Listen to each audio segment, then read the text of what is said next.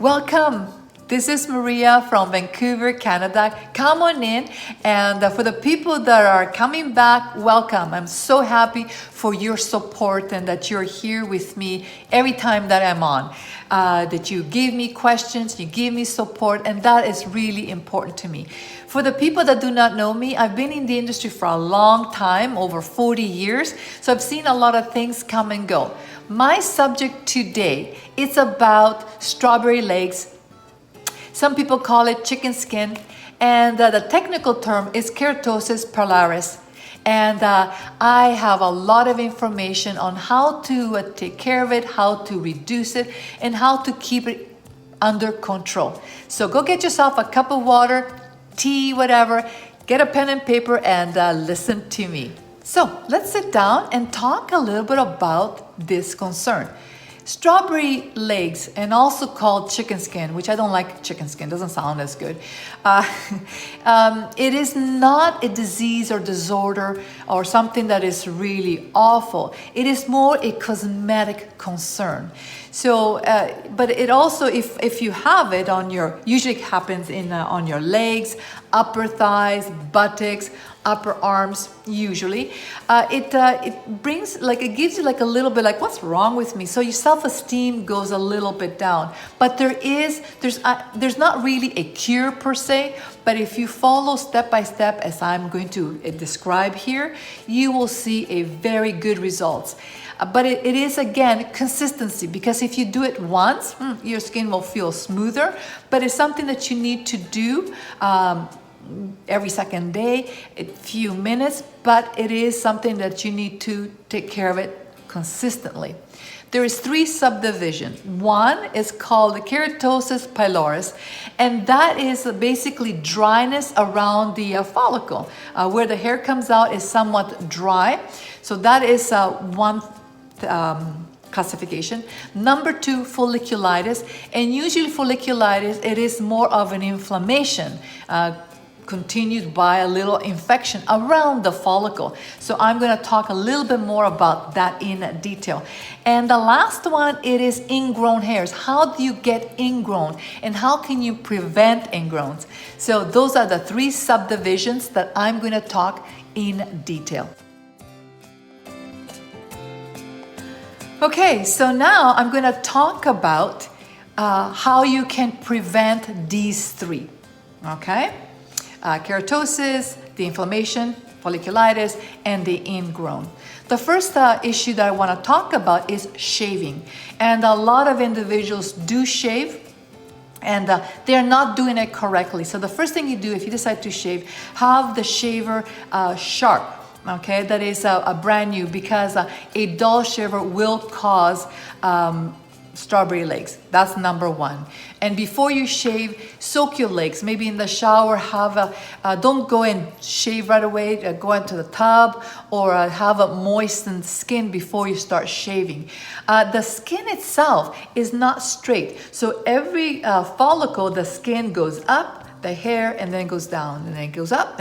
But when you shave, you're going right across. You're causing like a little microscopic razor, like cuts, and that's called razor burn. And I'm sure a lot of you have experienced that. I have. And so please have a sharp shaver so it doesn't cause any irritation. Also, after you shave, do apply some aloe, some moisturizing, some antiseptic creams, because you did cause some cutting. Okay, and aloe, for example, is very, very healing and has some antiseptic properties. Also, do bring that shaver outside your shower. Okay, because you don't want to leave it in there, because you will cause some bacteria growth. Take it out, bring it under the hot water, clean the dead skin that is stuck in the blade, and also spray some antiseptics such as alcohol quickly, and then put it in your drawer. I prefer to put it like in an open Ziploc bag. Don't close it, in an open Ziploc bag, so it keeps it clean. Okay. So those are very important steps for the shaving. But most of all, moisturize, moisturize, and moisturize. Otherwise, you will get folliculitis and ingrown hair. The next comment I would like to talk about is the difference between strawberry legs, which is dryness and black dots, versus comedones. Comedones are more clogged ostia because of excess oils, and they're not able to come through. And the strawberry legs are more irritation and dry skin. So we talked about the strawberry legs a little bit, and we're going to talk about a little bit more. But the comedones itself, and sometimes you might see on the legs, but you see them more like in the area where you have large pores. So if you have large pores and you have a black dot inside, most likely it's a comedone. How can you prevent it? Usually with good scrubs. Okay, so you can buy yourself a good scrub, you can make a good scrub, and I'll talk about it a little bit more later on, natural scrubs. So you keep the pores nice and clean. So you can also get clogged pores if you have very dry skin. So again, scrubs is very important. What kind of scrubs? Well, you can have natural scrubs, you can have those rotary the brushes, you can have loofah gloves. If you're using a loofah glove, please do not leave it in the shower.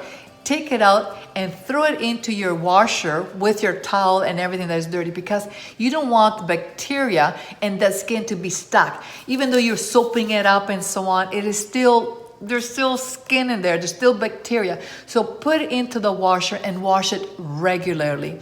If you have the rotary brush, also that, wash it with soap and water, disinfect it with some alcohol. Do not leave it always into the machine, okay? That brush must be removed and cleaned regularly.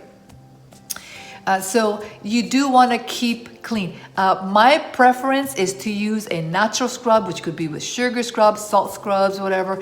Also, you can buy very good scrubs. I'm going to talk about it a little bit more later on. So clogged pores and strawberry legs, they're slightly different. The next point is ingrowns and folliculitis. Folliculitis are like a little infection around the follicle. Could be caused by waxing, could be caused by shaving. It could be caused, let's say you shaved and you had a little pimple and you squeeze the pimple and then you spread the bacteria, staphylococci, by mistake all over your face. Now you have like a little infection, and that's folliculitis. And there's things that you can do, and we're going to talk about it, everything in a second. Ingrown is caused more from shaving, but also from waxing. So you got waxed, but you did not keep the opening in the ostia clean by using loofah gloves or using HAs. And now the little hair is trying to come through, but because the ostia, the opening is clogged, the little hair cannot come through, so it will go down or right across the skin, underneath the skin. Okay, and that is an ingrown, and I'm sure a lot of us have experience. And because that, a little pimple will be happening there, or a little bump, and you can go to the doctor or a good professional esthetician that is experienced, and she will be able to remove that ingrown. But that esthetician must be very, very professional, that she knows what to do.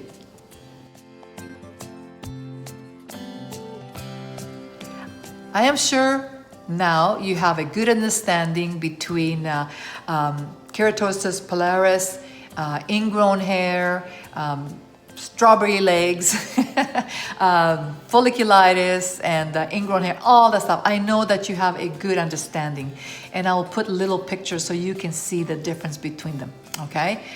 However, now you need to know what to do if you have more dryness, more oiliness, or if you have folliculitis, which are a little infection. If you have dryness, then I advise you to go and get a good scrub or anything with HAs that will, the HAs or BHAs, what they do is that they soften the skin, and so it peels off the dead skin. But you can also use scrubs and natural scrubs like sugar, okay? Brown sugar mixed with jojoba oil, and then you scrub away, okay? And then once you've done your scrub, a good scrub, always good quality scrubs, then you can apply a nice moisturizer, jojoba oil, for somebody that is more towards a dryness, or products with NRF2. And I've talked about NRF2 a lot, so if you want to know more about it, please put a little comment below if you want to know more, or message me. If you have more folliculitis, which are like a little inflammation, then again, I would use be a little bit more careful not to scrub away, because you will cause more infection. So you would want to use more BHA. So you apply it and it will clean out, or even HAs without scrubbing, because if you have folliculitis, you have like a little inflammation, you don't want to scrub away because that could cause more problems. So, and good HA in the area, go to a professional esthetician to purchase a good one. And then after you rinse it off, you might want to apply some, again, you need some moisture. So a good moisturizer with maybe a few drops of tea tree, because tea tree has an antiseptic property. If you have also a folliculitis or even the dry strawberry legs, apply aloe gel. Aloe gel is moisturizing and also has very good antiseptic properties. Everything that I say here today is everything down below, so you can quickly read it, so you have the information. I hope that you're enjoying. If you are really enjoying this, please put a little note below, give me thumbs up, and do share. Now, I was talking a little bit about salicylic acid, and yes, you can purchase that, but you can also, in the aspirin, it does have salicylic acid. So what I advise is get some aloe gel, put an aspirin, crunch the aspirin, and especially if you have folliculitis, apply that and leave it on for a little while, because salicylic acid is an antiseptic, an anti-inflammatory, and it will bring the inflammation down. Rinse it, remove it because you want to remove it, and then apply a moisturizer. Remember, moisturize, moisturize, and moisturize. I know that this video is getting to be a little bit long, but I have two more things, actually three more things. And but this little segment, I want to talk to you about apple cider vinegar. Apple cider vinegar has also very good antiseptic properties, and brings moisture to the skin. So I always advise for individuals that have this issue, this skin condition or something that you don't like, soak yourself in apple cider vinegar in a bathtub. A cup or two of apple cider vinegar in warm water, soak your body, and it will help to moisturize your skin. And actually, after the apple cider vinegar is dissipated, it it has a cleansing effect to the skin. I also advise people to drink a big glass of water with a tablespoon of apple cider vinegar and drink it in the morning, because it has a very good, amazing cleansing effect internally. I was kind of mentioning before a little bit about aloe. Aloe, natural aloe, is amazing because the aloe vera has the properties that against fungi and bacteria, which causes folliculitis. So after you shave and maybe you got little microscopic cuts, if you use a good product with aloe vera juice in it, or have a plant in your kitchen and squeeze a little bit of aloe vera and then massage it onto your legs and leave it. That will prevent folliculitis. So now let's talk a little bit more about food. What should you eat to take care of this issue.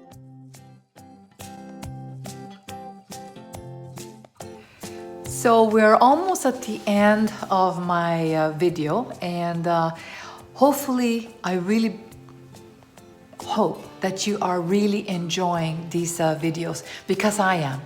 I am totally high in sharing this information. So up to now, I talked about what you can do on the outside, but the main key to improve your skin is what you put internally. I'm repeating this because we know when you look at all the videos here on YouTube, different tutorials, they keep on talking what you can do from the outside, which is okay. And I also encourage that you do those things, scrubbing and moisturizing and all that. I do believe that is important.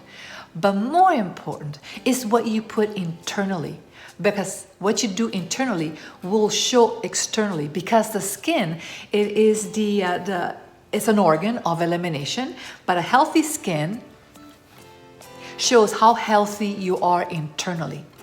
So if you have bumps and lumps and papules and pustules and all that, it is because something is happening internally. So let's start. What can you do to improve your skin? What kind of foods do you need to take internally? So the first thing that I want to mention is that if you go through intermittent fasting, you are allowing the body to cleanse. So that's the first thing. Intermittent fasting. You want to ignite autophagy. And I'm going to have another video later on. So look up later on the word autophagy. Because what it does, autophagy, is it starts to cleanse the body, ignites the body to clean up. So that's important. Intermittent fasting. And I'm sure that you've heard it before. Start drinking more water. So you get up in the morning and you drink a big glass of water with a twist of lemon or some apple cider vinegar. I'm really a pro apple cider vinegar because it has so many benefits. You drink that glass, and then maybe you drink another glass, and then after that you can have a coffee if you want. Those 2 glasses of water, you start cleaning out your pipe, your whole gastrointestinal. You're getting yourself all prepared for the food. So after you've done your intermittent fasting, then you want to put good foods in your body. So you want to stay away from processed foods, fast foods. Stay away from that stuff, because you're basically putting stuff in your face just to take away the hunger. But the cells are not fed. So what are the good foods to intake in your bodies? Now, you have to kind of look at, are you a vegan? Are you a vegetarian? Do you eat a mixture of foods? So you have to pay attention a little bit on that. But the best foods that you want to put into your body are plant foods. And just look it up. What are the plant foods? The nuts, almond nuts, pecan nuts, seeds, like a pumpkin seeds and sunflower seeds. Those are very good stuff for you. Different kinds of beans, eggs, if you eat eggs, lean fish. Okay, and if you decide to go into meat, buy organic meat, grass-fed cows that have been treated with respect and killed humanely.